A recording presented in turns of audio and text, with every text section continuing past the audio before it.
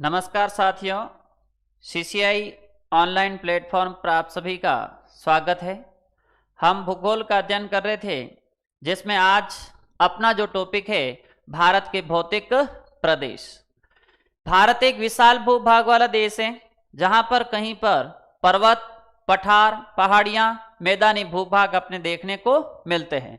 और उसमें ध्यान दीजिएगा, जो अपने पर्वतीय क्षेत्र है, यानी भारत के कुल 10.6% भाग पे क्या मिलते हैं? पर्वतीय। उसके बाद में पहाड़ियां,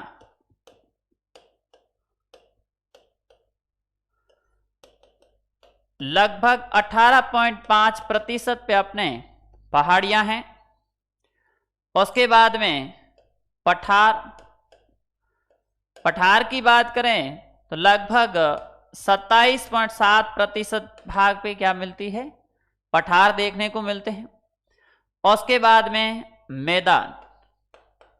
मैदानी भाग की बात करें तो 43.2% भाग पे क्या है? मैदान है। और ये प्रश्न पूछा जा चुका है एग्जाम में, यानी भारत में मैदानी भाग का कितने प्रतिशत है? तो अपने 43.2% है। ध्यान दीजिएगा, पर्वतीय 10.6%, पहाड़ियां 18.5%, पठार 27.7% और मैदानी भाग कितने हैं? 43.2% है। आगे ध्यान दीजिएगा, भारत को 6 भौतिक प्रदेशों में बांटा गया है। भारत को कितने भौतिक प्रदेशों में बांटा गया है? 6 भौतिक प्रदेशों में बांटा गया है। अब ध्यान दीजिएगा, सबसे पहले उत्तरी पर्वतीय प्रदेश, उसके बाद में उत्तर का विशाल मैदान,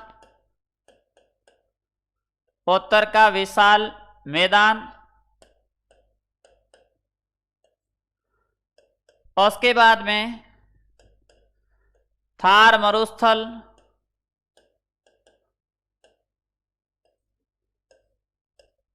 उसके बाद में प्रायद्वीपीय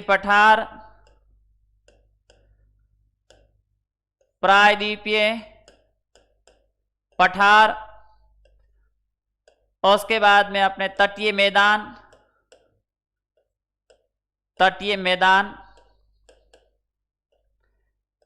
और लास्ट में अपने हैं द्वीप समूह।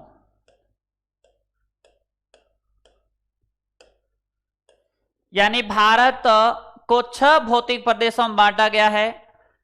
उत्तरी पर्वतीय प्रदेश जो 5 लाख वर्ग किलोमीटर में फैला हुआ है, 5 लाख वर्ग किलोमीटर में फैला हुआ है। उत्तर का विशाल मैदान 7.5 लाख वर्ग किलोमीटर। थार का मरुस्थल लगभग 3.58। प्रायद्वीपीय पठार भारत का सबसे बड़ा भौतिक प्रदेश है, 16 लाख वर्ग किमी, 3.58 लाख वर्ग किलोमीटर। तो ध्यान रहे, 6 भौतिक प्रदेश हैं, जिसमें जो उत्तरी पर्वतीय प्रदेश 5 लाख वर्ग किमी में फैला हुआ है, उत्तर का विशाल मैदान 7.5 लाख वर्ग किलोमीटर में, थार का मेरा मरुस्थल है 3.58 लाख वर्ग किमी में, और प्रायद्वीपीय पठार भारत का सबसे प्राचीन और सबसे जो बड़ा भौतिक प्रदेश है, जिसको अपने 16 लाख वर्ग किलोमीटर में फैला हुआ है। आज सबसे पहले हम उत्तरी पर्वतीय प्रदेश का जिक्र करेंगे। ध्यान रहे, उत्तरी पर्वतीय प्रदेश को 3 भागों में बांटा गया है, अपने ट्रांस हिमालय, हिमालय और पूर्वांचल की पहाड़ियां।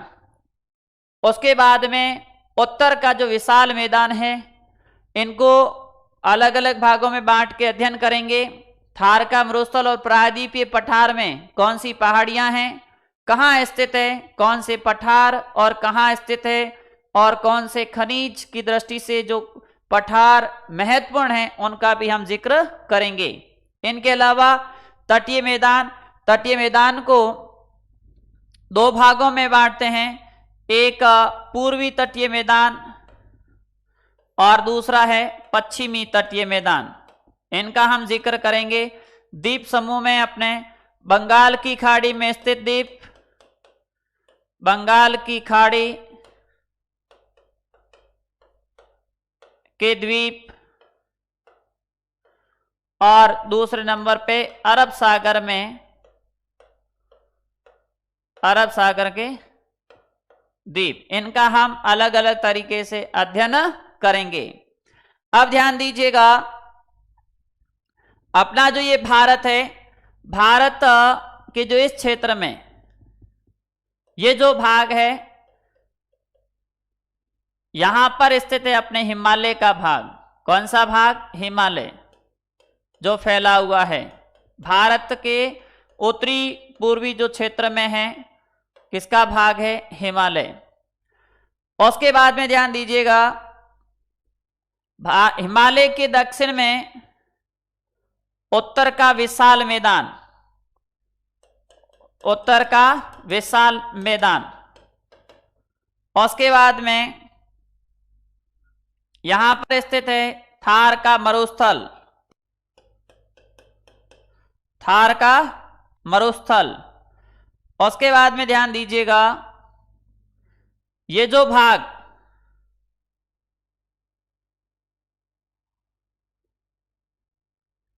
मेज की आकृति में,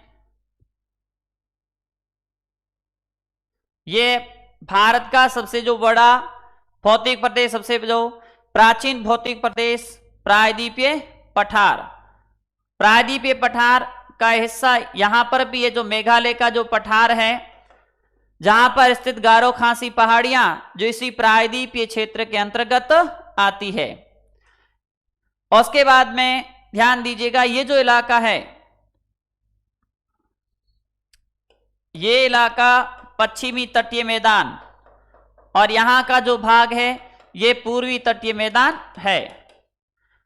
और नेक्स्ट, यहां पर जो स्थित बंगाल की खाड़ी में स्थित जो द्वीप, और यहां पर स्थित है अरब सागर में स्थित प्रमुख द्वीप, इनका हम जिक्र करेंगे। अब ध्यान दीजिएगा, सबसे पहले यहां पर है उत्तरी पर्वतीय प्रदेश, पर्वतीय प्रदेश। उसके बाद में उत्तर का विशाल मैदान, उत्तर का विशाल मैदान। यहां पर स्थित है अपने थार का मरुस्थल, थार का मरुस्थल। ये जो पूरा भाग है ये प्रायद्वीपीय पठार, प्रायद्वीपीय पठार। ये जो क्षेत्र है तटीय मैदान, तटीय मैदान। ये जो भाग पश्चिमी तटीय मैदान, और ये जो इलाका आएगा ये पूर्वी तटीय मैदान के अंतर्गत आएगा। और ये छोटे छोटे जो यहां द्वीप नजर आ रहे हैं वो द्वीप समूह, द्वीप समूह। नेक्स्ट ध्यान दीजिएगा,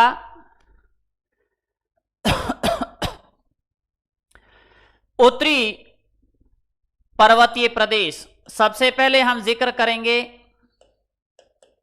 उत्तरी पर्वतीय प्रदेश। उत्तरी पर्वतीय प्रदेश की बात करें तो सबसे पहले अपने जो ये हिमालय है, हिमालय की बात करें तो ध्यान दीजिएगा यहां कहां कहां तक फैला हुआ है। और हिमालय के उत्तर में अपने स्थित है ट्रांस हिमालय। कौन सा भाग है? ट्रांस हिमालय। ट्रांस हिमालय की कई श्रेणियां हैं, जैसे सबसे उत्तर यहां पर है काराकोरम, फिर अपने हैं लद्दाख, फिर जास्कर, एक और श्रेणी है जिसका नाम है कैलाश पर्वत। और इनके यहां पर ऊपर स्थित है वो है एक ग्रंथि है, ध्यान दीजिएगा, ट्रांस हिमालय के ही उत्तर में स्थित है ग्रंथि जिसका नाम है पामीर ग्रंथि। पामीर ग्रंथि, ध्यान दीजिएगा, यह इसका जो एक भाग है हिंदू कुश पर्वत, हिंदू कुश पर्वत से जुड़ा हुआ है, और एक ये जो ग्रंथि है कुन-लुन पर्वत से जुड़ा हुआ है। एक है टियान सेन, टियान सेन, इससे भी क्या है, ये ग्रंथि आपस में क्या है, जुड़ी हुई है। इस पामीर की ग्रंथि को विश्व की छत कहते हैं।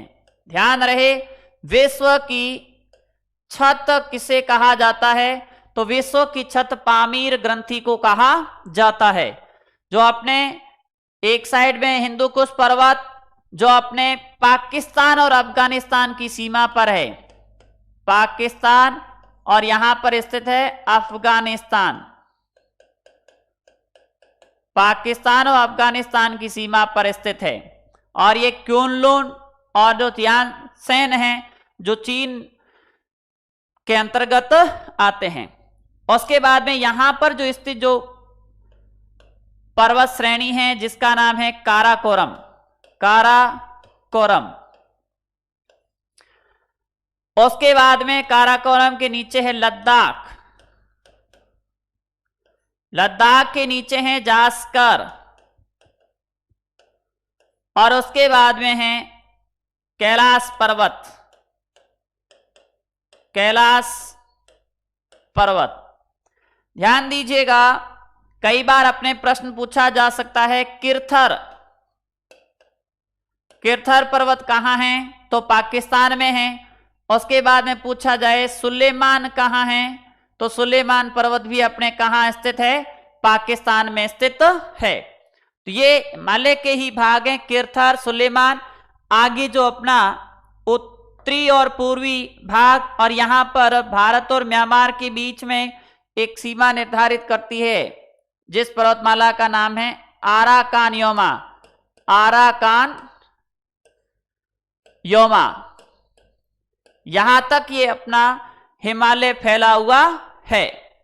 अब ध्यान दीजिएगा, सबसे पहले अब हम उत्तरी पूर्वी पर्वतमाला का जिक्र करेंगे। उत्तरी पर्वतीय प्रदेश, उत्तरी पर्वतीय प्रदेश। उत्तरी पर्वतीय प्रदेश को 3 भागों में बांटा गया है। उत्तरी पर्वतीय प्रदेश को 3 भागों में बांटा गया है। सबसे पहले ट्रांस हिमालय, ट्रांस हिमालय। उसके बाद में हम जिक्र करेंगे हिमालय का। उसके बाद में पूर्वांचल हिमालय। ट्रांस हिमालय के अंतर्गत हम काराकोरम, लद्दाख, जास्कर श्रेणियों का अध्ययन करेंगे। फिर हिमालय को पुनः 3 भागों में बांटेंगे, महान हिमालय, महान हिमालय। उसके बाद में लघु हिमालय, और तीसरा जो है बाह्य हिमालय। और पूर्वांचल में बहुत सारी जो पहाड़ियां हैं उनका हम जिक्र करेंगे। तो आज सबसे पहला जो अपना टॉपिक है ट्रांस हिमालय। सबसे पहले हम जिक्र करेंगे ट्रांस हिमालय का। ट्रांस हिमालय, ट्रांस हिमालय की बात करें तो ये हिमालय के उत्तर में स्थित है। हिमालय के किस साइड में स्थित है? हिमालय के उत्तर में स्थित है, और इसका निर्माण भी हिमालय से पहले ही हुआ है। ध्यान रहे, यह हिमालय के उत्तर में स्थित है, हिमालय के उत्तर में स्थित है। उसके बाद में इसका जो निर्माण, इसका निर्माण हिमालय से पहले हुआ है, यानी हिमालय से पहले ट्रांस हिमालय का अपने निर्माण हुआ है। उसके बाद में ध्यान दीजिएगा, ट्रांस हिमालय में ट्रांस हिमालय की पर्वत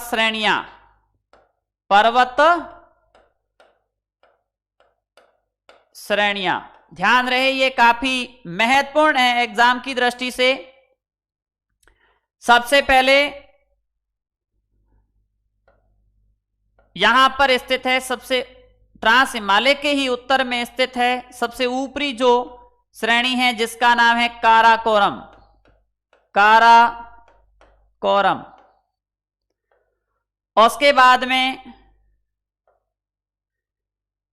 श्रेणी है जिसका नाम है लद्दाख।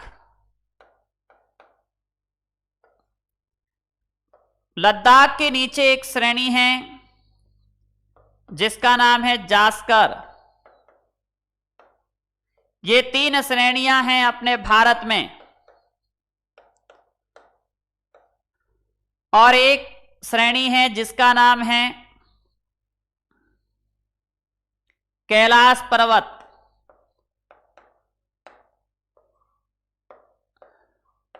कैलाश पर्वत श्रेणी ये अपने कहां स्थित है? तिब्बत, या यूं कर सकते हैं चीन में स्थित है। ध्यान रहे, काराकोरम, लद्दाख, जास्कर ये ट्रांस हिमालय की पर्वत श्रेणियां हैं। एक और है कैलाश पर्वत जो अपने भारत में नहीं है। प्रश्न पूछा जा सकता है कि निम्न में से कौन सी श्रेणी भारत में नहीं है? तो कैलाश, लद्दाख, जास्कर और काराकोरम, इन 4 ऑप्शनों में से एक ऑप्शन आपको चुनना है। तो भारत में नहीं है तो वह कौन सी है?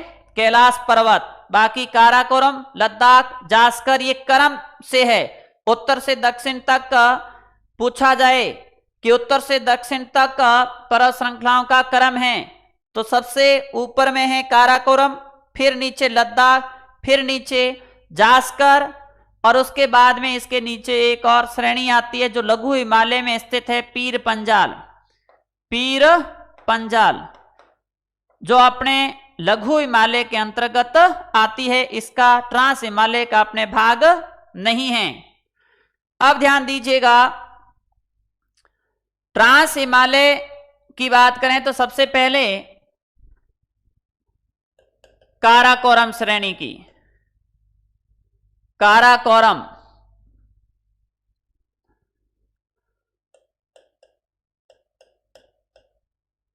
अब ध्यान दीजिएगा, काराकोरम ये भारत के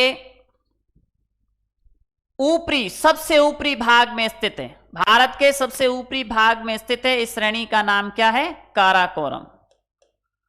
काराकोरम। ध्यान दीजिएगा, काराकोरम को कृष्णागिरी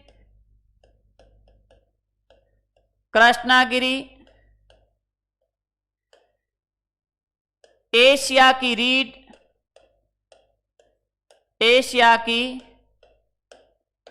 रीढ़ भी कहा जाता है। ध्यान रहे, किस पर्वत श्रृंखला को कृष्णागिरी कहा जाता है? तो काराकोरम। किस पर्वत श्रृंखला को एशिया की रीढ़ कहा जाता है? तो काराकोरम को ही अपने कहा जाता है। उसके बाद में ध्यान दीजिएगा, काराकोरम में स्थित है एक चोटी जिसका नाम है K2। नाम क्या है? K2। इसका दूसरा नाम है गॉडविन ऑस्टिन।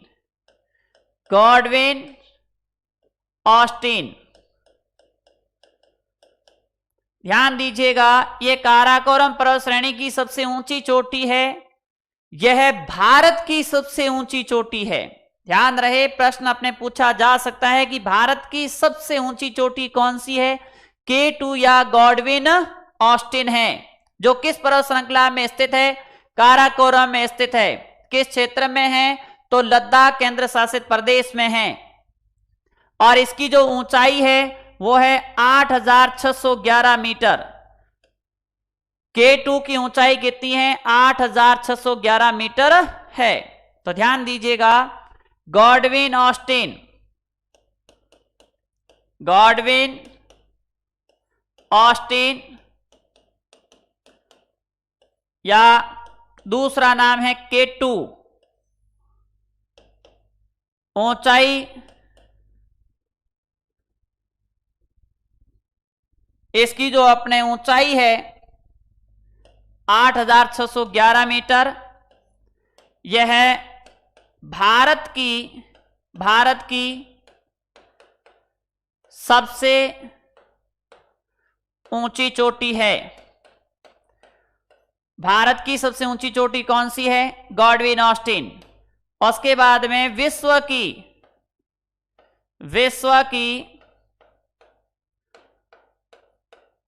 दूसरी सबसे ऊंची चोटी, विश्व की दूसरी सबसे ऊंची चोटी कौन सी है? तो गॉडविन ऑस्टिन है। और विश्व की सबसे ऊंची चोटी माउंट एवरेस्ट है, जो अपने महान हिमालय के अंतर्गत आएगी। उसके बाद में ध्यान दीजिएगा, एक दर्रा है काराकोरम श्रेणी में, उस दर्रे का नाम भी क्या है? काराकोरम। काराकोरम, ध्यान दीजिएगा, काराकोरम दर्रा ये अपने कहां स्थित है? लद्दाख में स्थित है। भारत और चीन को जोड़ता है, लद्दाख में स्थित है काराकोरम दर्रा। उसके बाद में ध्यान दीजिएगा, यह भारत का सबसे ऊंचा दर्रा है, भारत का सबसे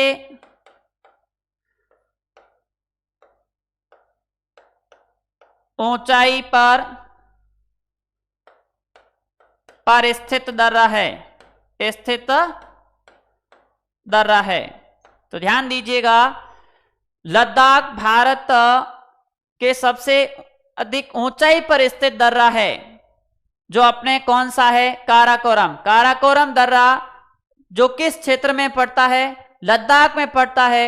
और भारत की सर्वाधिक ऊंचाई पर स्थित दर्रा कौन सा है? काराकोरम है, जो तकरीबन यूं कह सकते हैं 5600 मीटर की ऊंचाई पर है। 5600 मीटर की ऊंचाई पर स्थित है कौन सा दर्रा? काराकोरम दर्रा। उसके बाद में ध्यान दीजिएगा, काराकोरम पर्वत श्रेणी में बहुत सारे ग्लेशियर देखने को मिलते हैं, ग्लेशियर या हिमनद। काराकोरम श्रेणी में बहुत सारे ग्लेशियर या हिमनद देखने को मिलते हैं। उसमें ध्यान दीजिएगा, सबसे पहले सियाचिन ग्लेशियर, उसके बाद में बियाफो ग्लेशियर, उसके बाद में अपने बाल्टोरो, साल्टोरो, हेस्पर, जो यहां काराकोरम श्रेणी में स्थित प्रमुख अपने हिमनद है या प्रमुख अपने ग्लेशियर है। इनमें से सबसे जो इंपॉर्टेंट एग्जाम की दृष्टि से कई बार अपने एग्जाम में पूछा जाता है, सियाचिन ग्लेशियर से संबंधित, सियाचिन ग्लेशियर। सियाचिन ग्लेशियर की बात करें तो ये सियाचिन ग्लेशियर भारत का सबसे बड़ा ग्लेशियर है, भारत का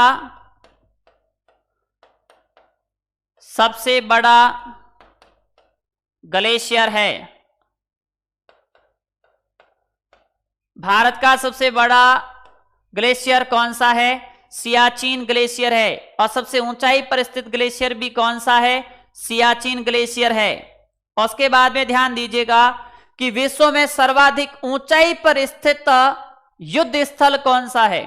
यानी विश्व का सर्वाधिक ऊंचाई पर स्थित युद्ध स्थल कौन सा है? सियाचिन। याद रखें, सर्वाधिक ऊंचाई पर स्थित युद्ध स्थल कौन सा है? सियाचिन। उसके बाद में नेक्स्ट ध्यान दीजिएगा, सियाचिन की बात करें तो 1984 में ऑपरेशन 1984 में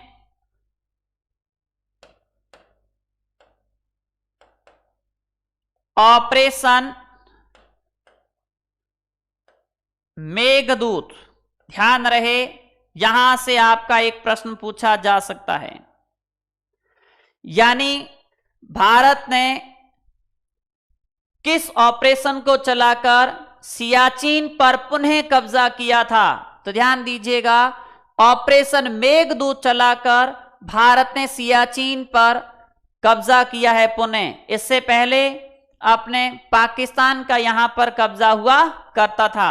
तो 1984 में सियाचिन को पुनः कब्जे में लेने के लिए 1984 में ऑपरेशन मेघदूत चलाया था। उसके बाद में ध्यान दीजिएगा, ये जो काराकोरम श्रेणी है, इस श्रेणी की बात करें तो नदियां निकलती है कुछ, जैसे सबसे पहले गलवान नदी। कौन सी नदी? गलवान नदी। उसके बाद में श्योक नदी, श्योक नदी। उसके बाद में नुब्रा नदी, जो अपने आप में महत्वपूर्ण है, नुब्रा नदी। ध्यान दीजिएगा, नुब्रा नदी की बात करें तो ये अपने काराकोरम पर्वत श्रेणी से निकलती है और नुब्रा नदी नुब्रा घाटी का निर्माण करती है। नुब्रा घाटी, नुब्रा घाटी का निर्माण करने वाली नदी कौन सी है? नुब्रा नदी है। नुब्रा घाटी किस राज्य या केंद्र शासित प्रदेश में है? तो ध्यान दीजिएगा, लद्दाख में है। कहां स्थित है? लद्दाख में। तो ध्यान दीजिए, नुब्रा नदी काराकोरम, श्योक नदी काराकोरम से और गलवान नदी भी कहां से निकलती है? काराकोरम पर्वत श्रेणी से निकलती है। नुब्रा नदी नुब्रा घाटी का निर्माण करती है, जो अपने कहां? लद्दाख में। कहां पर? लद्दाख में। उसके बाद में नेक्स्ट ध्यान दीजिएगा, दूसरे नंबर पे काराकोरम। काराकोरम के बाद आती है अपने लद्दाख। कौन सी श्रेणी? लद्दाख। लद्दाख की बात करें, यहां पर स्थित है लद्दाख। ध्यान रहे, लद्दाख का शाब्दिक अर्थ है लाख दर्रों का घर। लाख दर्रों का घर किसे कहा जाता है? लद्दाख को कहा जाता है। यहां बहुत सारे अपने क्या है? दर्रे देखने को मिलते हैं। उसके बाद में ध्यान दीजिएगा, लद्दाख की सबसे ऊंची चोटी बहुत ही इंपॉर्टेंट है। लद्दाख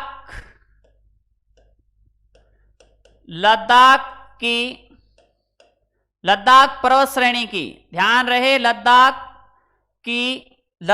पर्वत श्रेणी की, लद्दाख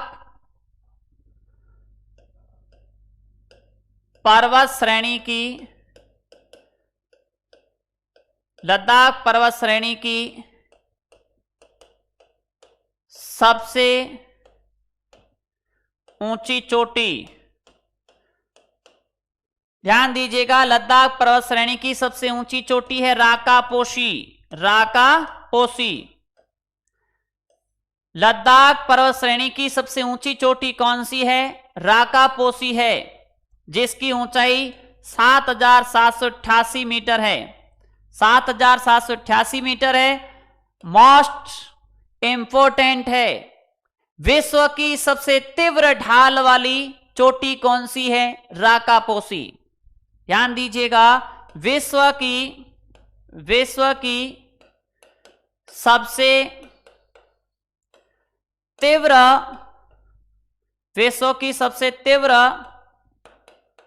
ढाल वाली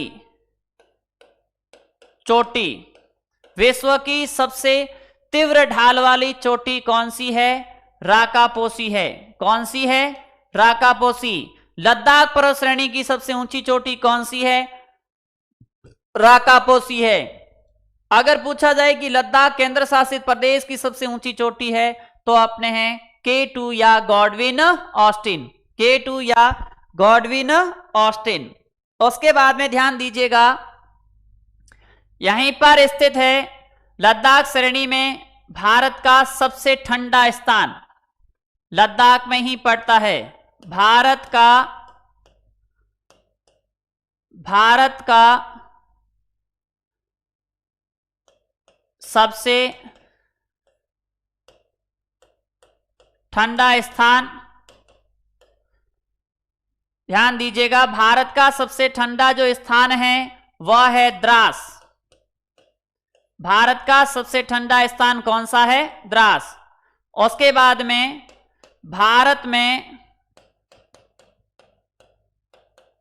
सबसे कम वर्षा वाला स्थान कौन सा है?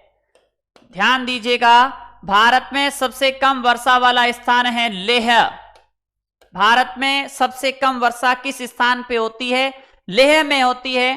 ध्यान दीजिएगा, लेह लद्दाख की अपने राजधानी भी है। तो भारत में सबसे कम वर्षा वाला स्थान कौन सा है? लेह है। और विश्व में सर्वाधिक वर्षा वाला स्थान कौन सा है? मासिनराम। और भारत में सर्वाधिक वर्षा वाला स्थान कौन सा है? मासिनराम, जो अपने कहां स्थित है? मेघालय में स्थित है। उसके बाद में ध्यान दीजिएगा, भारत का एकमात्र शीत मरुस्थल, भारत का एकमात्र जो शीत मरुस्थल है वह कौन सा है? लेह लद्दाख, जो अपने कहां स्थित है? लद्दाख में स्थित है भारत का सबसे ठंडा मरुस्थल। उसके बाद में ध्यान दीजिएगा, लद्दाख का पठार, लद्दाख का पठार, ध्यान दीजिएगा, लद्दाख का पठार यह भारत का सबसे ऊंचा पठार है। भारत का सबसे ऊंचा पठार है। ध्यान दीजिएगा, भारत का सबसे ऊंचा जो पठार कौन सा है? लद्दाख का पठार है। ऊंचाई अधिक होने के कारण इसी लद्दाख के पठार को मिनी तिब्बत कहा जाता है। ध्यान दीजिएगा, किस पठार को मिनी तिब्बत कहते हैं? तो लद्दाख के पठार को कहा जाता है। लद्दाख के पठार को ही क्या कहा जाता है? मिनी तिब्बत कहा जाता है। उसके बाद में नेक्स्ट ध्यान दीजिएगा, यहां पर जो ये लद्दाख श्रेणी है, एक साइड से नदी आती है श्योक नदी। कौन सी? श्योक। एक नदी आती है अपने कैलाश मानसरोवर झील के निकट से निकलती है, बोखुरचू हिमनद के निकट, और भारत में दमचौक स्थान लद्दाख में प्रवेश करती है और आगे ये बहती हुई अपना जल विसर्जन अरब सागर में करती है। अब लद्दाख जो है श्योक और अपने सिंधु नदी के बीच में एक विभाजक का कार्य करता है। यानी श्योक नदी और इसकी जो सिंधु और इसकी जो सहायक नदी है, जिस श्योक नदी, इसके बीच में विभाजन का कार्य कौन सा पठार है? वो है लद्दाख का पठार। अब सबसे जो इंपॉर्टेंट बात यहां ध्यान दें, लद्दाख के बाद में आ गई अपने सिंधु नदी। कौन सी नदी? सिंधु नदी। सिंधु नदी। अब यहां पर स्थित एक श्रेणी जिसका नाम है जास्कर। प्रश्न कई बार यह पूछा जा चुका है कि सिंधु नदी किन दो पर्वत श्रेणियों से होकर गुजरती है? तो ध्यान रहे, लद्दाख व जास्कर श्रेणियों के मध्य से होकर गुजरती है। ध्यान दीजिएगा, सिंधु नदी लद्दाख व जास्कर पर्वत श्रेणियों से होकर गुजरती है। सिंधु की बहुत सारी सहायक नदियां हैं, जिसमें 5 प्रमुख सहायक नदियों में झेलम, रावी, चेनाब, व्यास, सतलज, ये सिंधु की प्रमुख अपने क्या है 5 पंचनद सहायक नदियां हैं। अब ध्यान दीजिएगा, सिंधु नदी, सिंधु नदी भारत के सबसे गहरे गॉर्ज का निर्माण करती है। ध्यान दें, बुज्जी नामक स्थान पे, बुंजी नामक स्थान, बुंजी जो स्थान ये कहां पड़ता है, लद्दाख में पड़ता है, लद्दाख में पड़ता है। और ये जो नदी है सिंधु नदी भारत के सबसे गहरे गॉर्ज का निर्माण करती है।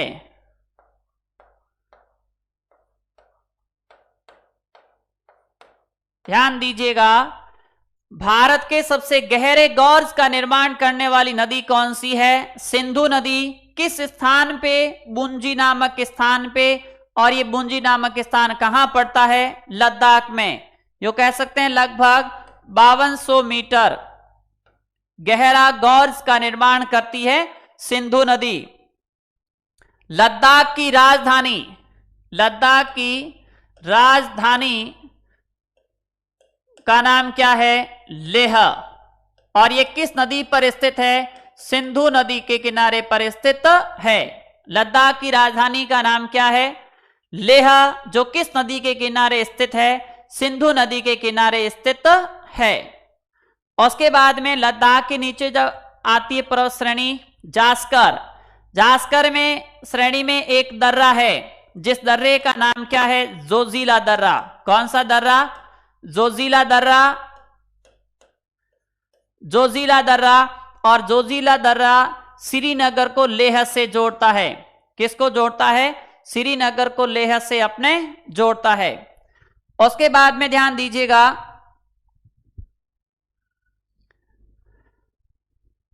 लद्दाख में ही अपने लद्दाख में महत्वपूर्ण झीलें हैं, जैसे शेषनाग झील, शेषनाग झील, और दूसरी झील है वेरीनाग झील, जो अपने कहां स्थित है, लद्दाख में। शेषनाग और वेरीनाग झील कहां स्थित है, लद्दाख में स्थित है। अब ध्यान दीजिएगा, शेषनाग को कोई झेल नहीं सकता है, शेषनाग को कोई झेल नहीं सकता है। अपने जो हल्का फुल्का जो सरप है वो काट लेता है तो भी हमें दिक्कत होती है, लेकिन शेषनाग अगर काट ले तो हम झेल नहीं सकते हैं। तो यानी याद रखें, शेषनाग को कोई झेल नहीं सकता है। यानी जो शेषनाग झील है, इससे अपने झेलम नदी का उद्गम होता है। झेलम नदी, झेलम नदी शेषनाग झील से अपने झेलम नदी का उद्गम होता है। ध्यान रहे, झेलम नदी जो अपने वुलर झील का पोषण करती है, वुलर झील, ये भारत की सबसे बड़ी झील है। भारत की सबसे बड़ी मीठे पानी की झील है। मीठे पानी की, भारत की सबसे बड़ी मीठे पानी की झील कौन सी है, वुलर झील, जो अपने कहां स्थित है, जम्मू एंड कश्मीर केंद्र शासित प्रदेश में स्थित है। जम्मू की राजधानी, जम्मू एंड कश्मीर केंद्र शासित प्रदेश की राजधानी का नाम क्या है, श्रीनगर। जो श्रीनगर है किस नदी के किनारे स्थित है, झेलम नदी के किनारे स्थित है। इनके अलावा झेलम नदी ये भारत व पाक की यानी पाकिस्तान की सीमा बनाती है। ध्यान दीजिएगा, भारत व पाकिस्तान की जो सीमा बनाने वाली जो नदी कौन सी है, झेलम नदी है। कौन सी नदी, झेलम नदी है, कुछ दूरी पर। इनके अलावा यहां पर एक घाटी है कश्मीर घाटी। तो कश्मीर घाटी का निर्माण करने वाली नदी कौन सी है? झेलम नदी। कश्मीर घाटी का निर्माण करती है, कश्मीर घाटी का निर्माण करती है। तो ध्यान दीजिएगा, कश्मीर घाटी का निर्माण करने वाली नदी कौन सी है? वो है अपने झेलम नदी। यहीं पर ध्यान दीजिएगा, नेक्स्ट लद्दाख के अंदर एक महत्वपूर्ण झील है पेंगोंग झील। पेंगोंग झील ये अपने कहां स्थित है? लद्दाख में स्थित है। कहां स्थित है? लद्दाख में स्थित है। यह भारत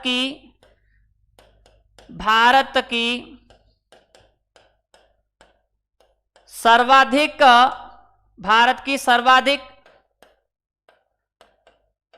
ऊंचाई पर स्थित, भारत की सर्वाधिक ऊंचाई पर स्थित खारे पानी की झील है, जो हाल ही में चर्चा में रही थी, जो अपने कहां स्थित है? पेंगोंग झील। पेंगोंग झील लद्दाख में स्थित है। जो भारत और चीन के बीच हाल ही में जो विवाद का मुद्दा रहा था, इस पेंगोंग झील से संबंधित भी प्रश्न अपने पूछा जा सकता है कि पेंगोंग झील अपने कहां स्थित है? लद्दाख में स्थित है। धन्यवाद।